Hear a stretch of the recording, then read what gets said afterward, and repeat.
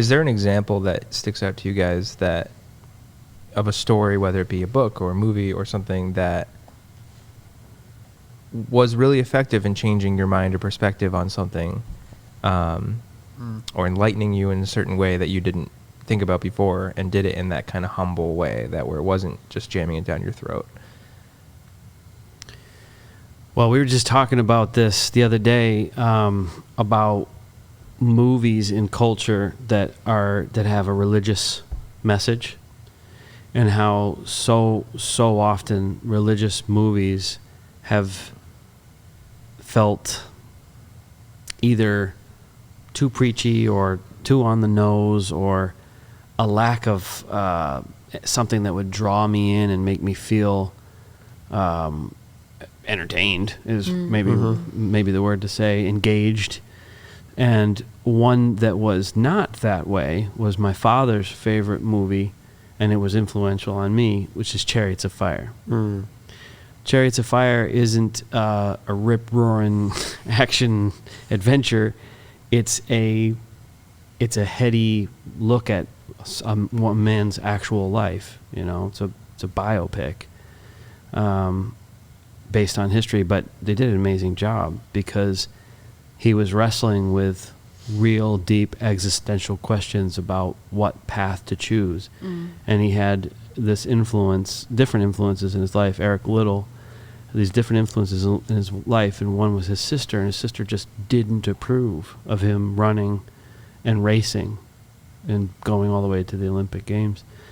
And it was tough for her. So there's this tension throughout the film. And even though it's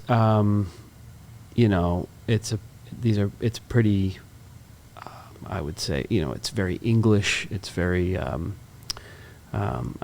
lacking the words, but it's, it doesn't have a lot of action. It's not a lot of mystery. It's very, it's heady, like I said. It's not the most dramatic, even. Right, it's intellectual. That's the word I was looking for. It's much more intellectual. But even though there are some exciting moments, though. I mean, when he's running, absolutely, and racing. And tonally, like Vangelis did an incredible job with the soundtrack. Like it's the most memorable running music of all time, right? Running along the beach. Yeah. But that was a movie that influenced me, to your question, Cody, because that was the first time that I saw a film where I was like, the message of the story, the storyteller's point and messaging throughout it, in many ways it echoed, or it went along with Eric Liddell's feelings, right? They were I can't even tell you the director's name. I should know, but I don't know. But he or she felt, I think, inspired by the things that Eric Liddell said. And it was the first example that I ever saw where I'm like, you can make a great story, say what you believe, and it can just be beautiful instead of like, I hate this, right? Like I've been so turned off by so many different religious movies, and all types of religion, right? Like, but that was a big one for me. And there's plenty of books too, but there's one book I can think about, which you can, shut me down if this is not okay, but like Mere Christianity by C.S. Lewis. Was written by a former atheist for people who, were against Christianity or did not believe in God, because he saw a need, like a lack of understanding, where Christian language is all up here. It's hard to understand. It's hard to like make you can't really grasp it sometimes, right? And Lewis's purpose for writing Mere Christianity was just to put the gospel in simple terms. And it wasn't like, obviously his hope was like, I hope that this does enlighten people that are struggling with their faith or have closed the door on God. But it wasn't as like, this is why you should believe. It's more like, this is the reality. This is where I saw that there was a lack of understanding between Christians and atheists, or and I wanted to fill that gap, that lack. And people could take it or leave it. But at least, you know, he left it out there for people to see. And I think that, like, even for me, having been raised a Christian, like, it answered questions for me that either I was too afraid to ask or I'd never really thought about. And yeah, like, it just brought a lot of clarity to something that, of course, people would have trouble with because it's hard to understand, you know? But yeah, that's one thing I can think about off the top of my head. So Mere Christianity is actually a great example of that for me as well. I had a very similar experience with that book, and it's a good one to bring up too, because when Lewis wrote that book was made up of a series of essays that he had wrote during World War II, during a time where England was being assaulted, and they were living in fear every day of bombs falling on their heads. Yeah. And they were in a desperate place as a nation. Like, no hope. You know, are we even going to make it through tomorrow? That kind of place. Yep. And he wrote that. He was asked to write that book. Actually, I might have misspoke. I don't think it was a series of essays. I think it was a series of radio interviews that were then turned into essays that were then turned into the book. And it was literally just, he was asked to go on the radio and offer encouragement. I don't think he was asked. He was prompted to talk about the tenets of Christianity and to understand it at a fundamental level. Nothing like that. That's just where he went with it.